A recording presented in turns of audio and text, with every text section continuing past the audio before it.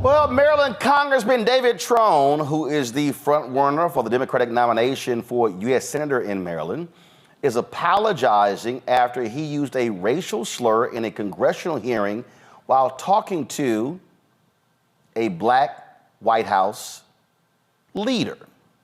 This is what took place in Congress.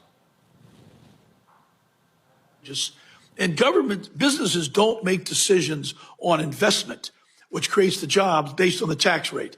I've made in my past life hundreds of millions of dollars of decisions each year on budgets and to build new buildings, enter new states. And not one time ever in the history of my life did I say, what's the tax rate next year? What you look at is, can you compete? Can you do it better than the other competitor? And with that, can you create a P&L statement that works? And the tax rate, that's after the P&L. It's never, ever once been a consideration. So this Republican jigaboo that, it's a tax rate that's stopping business investment, it's just completely faulty by people who've never run a business. They've never been there. They have not a clue what they're talking about. Something has to be done. Well, that was not quite what he wanted to say. After he was contacted by the Washington Post, Trone released a statement, and this is actually what he said. He said, "Today, while attempting to use the word bugaboo in a hearing, I misspoke and mistakenly used a phrase that is offensive. Upon learning the meaning of the word, I was deeply disappointed to have accidentally used it, and I apologized." As you see right here in the Washington Post story, Trone, who's 68, is a Democrat. He's leading the May 14th primary race, and to succeed retired Senator Ben Cardin. Of course, he's also running against Angela Alsbrook, who is, of course, the Prince George's County executive there as well. Let's go to our panel to get their thoughts on this. Joining us from Corpus Christi, attorney Matt Manning. Glad to have Matt on tonight's show. Joining us from Detroit, Motor City, we've got Michael. Michael joins us, of course, African History Network, Michael Imhotep, African History Network show coming from Detroit. See, we allow Sigmas on the show. And also Tyler McMillan. We make you look good, Roland. Tyler McMillan, he's a social justice leader, former national director, youth and college division of the National Network. Wait a minute, hold up. We actually have two Sigmas on the show. Oh. That's called a record number. And what's still stunning to me is the fact that I meet two Sigmas under the age of 55. Shocking. All right, let's get right into this here. Let's get right into this here. Matt, I'll start with you, and that is, he said he meant to use bugaboo, not jigaboo. Immediately apologizes. Just your thoughts.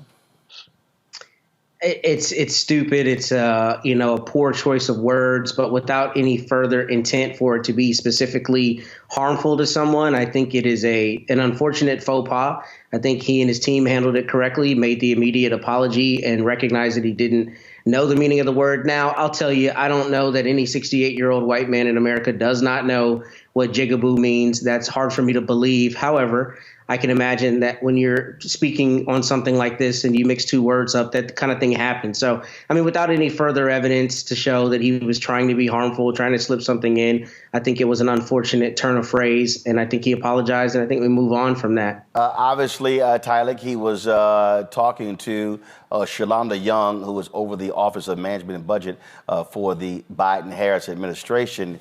And so that further compounded this. Plus, you have this Democratic primary where you have a sizable black population, voting population in Maryland, running against, he's competing against a prominent African-American executive. That's also why this has gotten a lot of attention.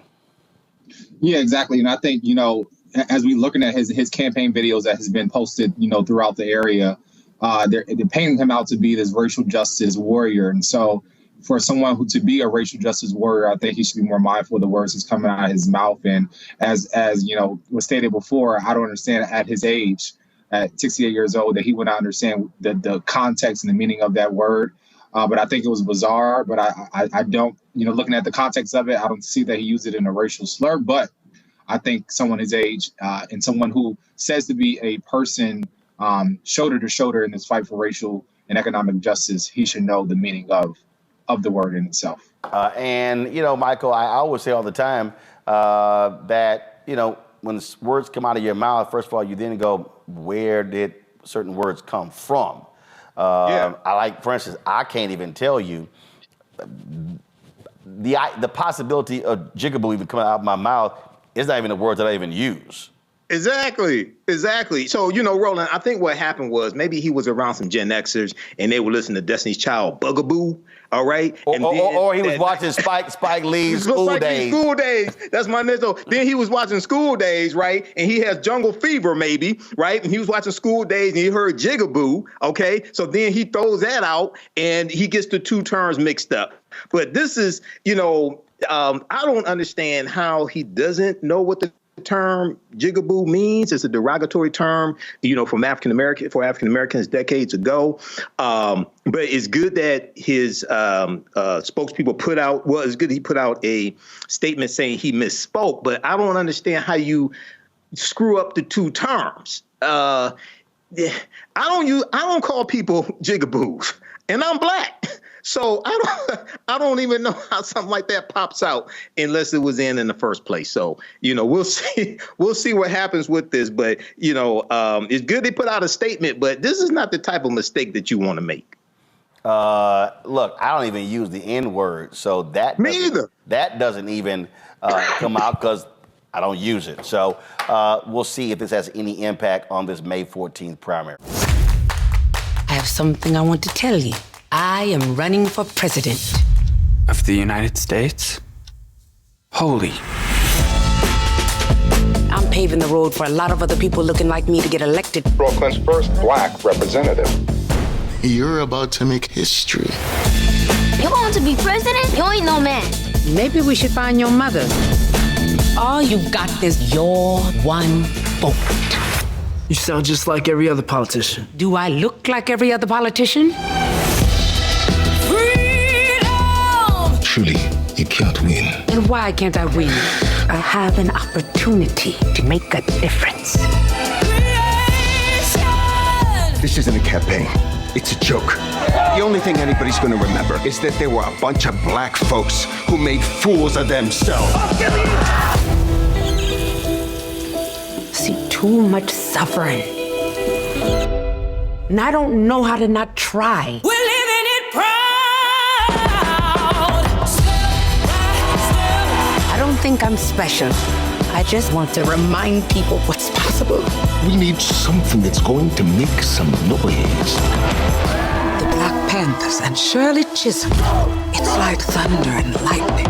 I'm going to force all the politicians to be held accountable. You're gonna do all that. School teacher from Brooklyn. Harriet was just a slave. Rosa was just a domestic. What is it you do for a living again?